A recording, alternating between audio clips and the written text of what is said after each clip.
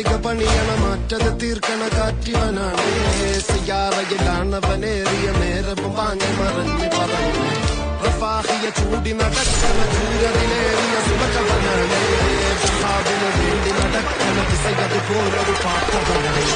ജിനാറിന്റെ പാറയിൽ